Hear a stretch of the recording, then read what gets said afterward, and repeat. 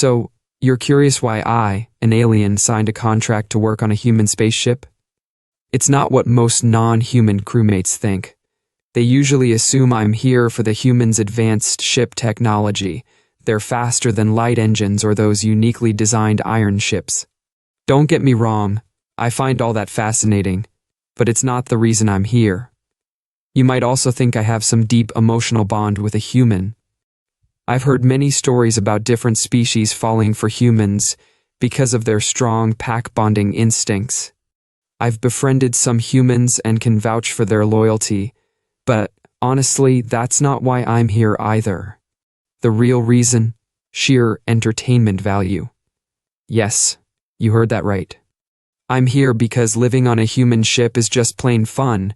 You've only read about humans, but I've been living with them for several cycles now, and trust me, it's something special. Human ships are unique in that most tasks are done in teams.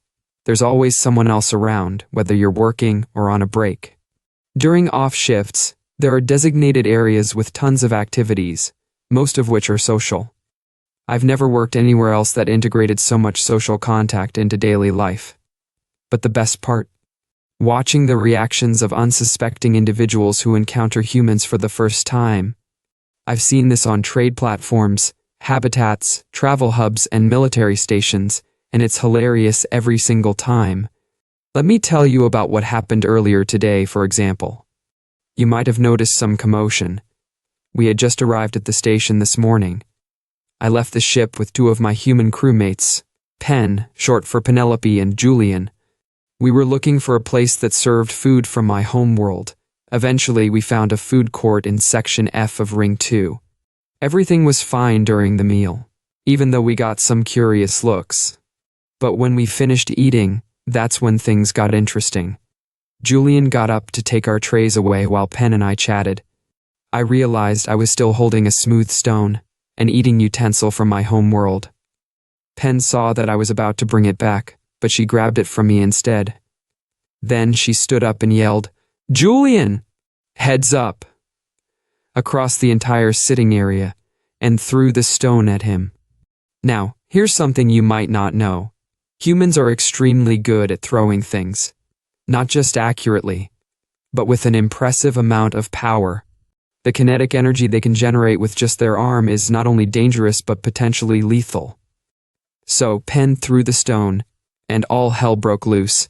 Alarms went off, lights flashed, barriers dropped, and those robotic security units stormed out of their hideouts. For about a minute, it was total chaos. Exits were barred, and panicked people had no idea what was happening.